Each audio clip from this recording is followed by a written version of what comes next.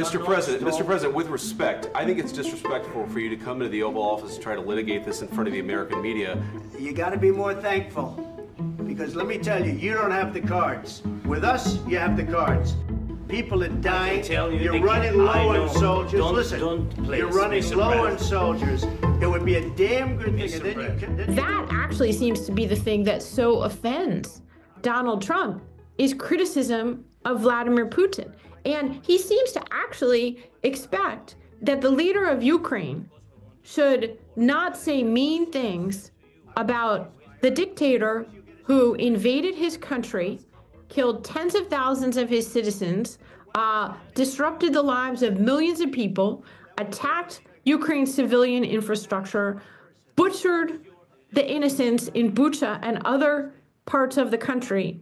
And it's an extraordinary demand. Imagine that that is your condition, is that you're not allowed to say anything bad about poor old Vladimir Putin. And what you're doing is very disrespectful to the country, this country. I think I've looked very clearly at the encounter. I've gone back to the transcript, looked at the full 40 minutes. And what you can say is that I think pretty clearly that the line coming from the White House, from Vance and Trump, that Zelensky somehow disrespected Donald Trump, that is not supported by anything that any of us saw with our own eyes or by the transcript. Zelensky did defend his country's interests. And, you know, it may well be that now Trump and his supporters define disagreeing with Donald Trump as inherently disrespectful.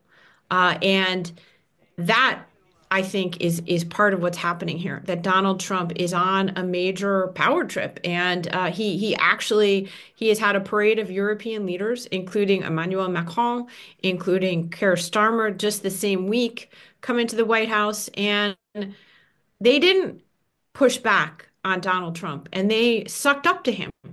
And they essentially, you know, crawled on their bellies to Donald Trump.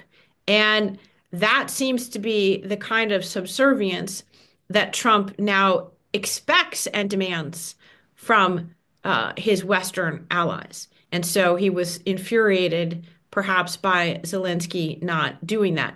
But I also think that if you look at the encounter, it's quite clear that J.D. Vance was the escalator, the person who kind of sparked the confrontation. It's going to be a very hard thing to do business like this. Again, I tell you. Just say thank you. I said a lot of times to American people. Accept that there are disagreements, and let's go litigate those disagreements rather than trying to fight it out in the American media when you're wrong. We know that you're wrong. But you see, I think it's good for the American people to see what's going on. Was it pre-planned? Was it something he had in mind? You know, why did he do it? I don't think, you know, we're not inside his head. I don't know the answers to those questions, but the effect was that of one guy being ambushed and beaten up by two other guys. And I would also note that, you know, there's a strikingly nasty and personal tone to the criticism of Zelensky. And you cannot find a single example where Zelensky responded in any personal way toward Trump and Vance. I think it was the visible public manifestation of this switch in American foreign policy that we had already seen actually pretty clearly. So it was shocking. It was difficult to watch. It, you know, certainly appeared to me as a kind of 2-on-1 ganging up on Zelensky. It further cemented Donald Trump's image in the world as a bully. You know, he and bullies punch down. So, you know, essentially lecturing Zelensky, you're weak, you don't have any cards, going on like that. You know, it kind of gave it away, right? That this is a bully who thinks I can punch you because you're weak and you don't have any cards. You know, was it really a radical shift, or was it the public evidence that a radical shift has already occurred? Either way, it kind of cements a direction that Trump is very clear that he's taking in American foreign policy. So my questions are really different, which is, how far and how fast is he willing to go in Russia's direction and in fraying America's ties not only with Ukraine, but with Europe itself. But you're not acting at all thankful, and that's not a nice thing. I'll be honest, that's not a nice thing.